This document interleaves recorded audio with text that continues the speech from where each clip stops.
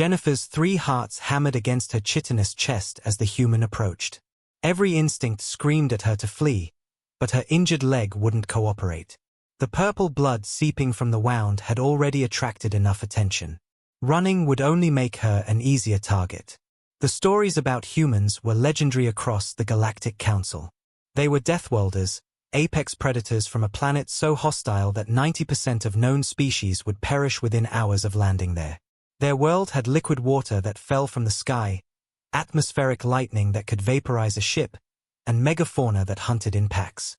The humans themselves were persistence hunters, creatures that chased their prey until it collapsed from exhaustion. And now one was walking directly toward her. Jennifer tried to make herself smaller against the alley wall of the space station, her compound eyes tracking every movement. The human was male, she noted, with the characteristic forward-facing predator eyes and exposed skin that seemed absurdly vulnerable, yet somehow threatening. He wore the casual clothing of a civilian, but Jennifer knew better than to be fooled. These creatures could kill with their bare hands. "Hey, are you okay?" The human's voice was softer than she expected. Jennifer's translator implant processed the words, but she couldn't comprehend the tone. Was this how they taunted their prey? She had heard that humans enjoyed something called hunting for sport, killing not for sustenance, but for entertainment. The human, Alex, according to the ID badge on his jacket, knelt down slowly, making himself smaller. Jennifer's combat training identified it as a submission posture. But that made no sense. Humans didn't submit. They conquered. "You're hurt," Alex said, his gaze fixed on her leg. "That looks bad. Can I help?" Help. Jennifer's mind raced through every tactical scenario she'd learned at the academy. This must be a trick. Perhaps he wanted to get closer to ensure a clean kill.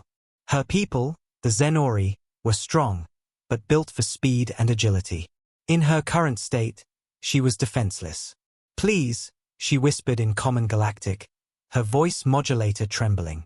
"Make it quick." Alex's face contorted into an expression she couldn't read. His eyes, those terrifying forward-facing eyes, seemed to glisten. "Make what quick? I'm not going to hurt you."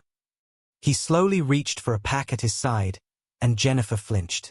This was it, the weapon. But instead, he pulled out a small white box with a red symbol on it. "I'm a medic. Well, a student medic. Let me look at that wound." Jennifer's analytical mind struggled with this information. A healer? Humans had healers? She had assumed they only had warriors. I don't understand," she admitted. "What don't you understand?"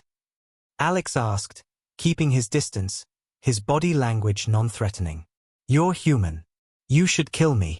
We were taught that humans are dangerous, that you're monsters from a death world who conquered your planet through violence." To her absolute shock, Alex laughed. Not the cruel laugh of a predator toying with prey, but something warm and genuine. "Is that what they teach you?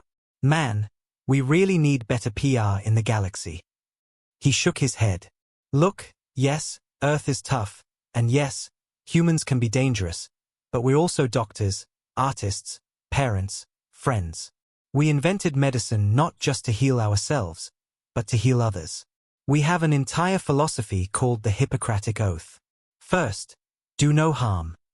Jennifer watched as he opened the medical kit, his movements slow and deliberate, clearly trying not to startle her. "May I?" he asked, gesturing to her leg. Cautiously, Jennifer extended her injured limb. What choice did she have? If he wanted her dead, she was dead anyway. Alex's touch was impossibly gentle. His fingers, she had read they had 5 digits designed for grasping and tool use, carefully cleaned the wound with an antiseptic solution. It stung, but Jennifer was too shocked to react. "This is going to hurt a bit," he warned before applying a coagulant. He was right. It burned, but he kept up a steady stream of soft words that her translator marked as comforting and reassuring. "You know what's funny?" Alex said as he worked. "Every species thinks they're the monster. The Krillians think they're too aggressive. The Drenith think they're too cold and calculating. But from where I'm standing, we're all just people trying to figure things out." He wrapped her leg in a flexible bandage that adjusted to her alien physiology, then sat back on his heels.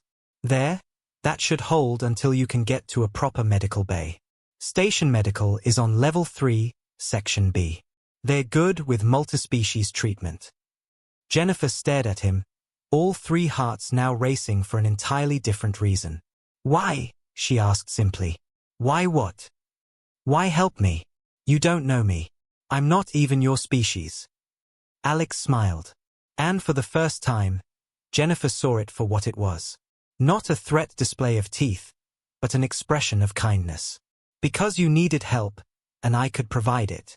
Isn't that reason enough? He stood and offered her his hand, a human gesture she'd read about. Come on. Let me walk you to medical. You shouldn't put too much weight on that leg. As Jennifer took his hand, feeling the warmth of human skin for the first time, she realized something profound. The galaxy had taught her to fear humans for their capacity for violence, their predatory nature, and their Deathworld origins. But no one had told her about this.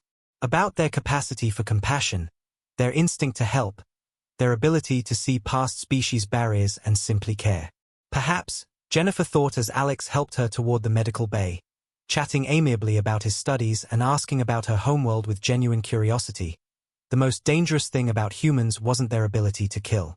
It was their ability to make you reconsider everything you thought you knew about the universe.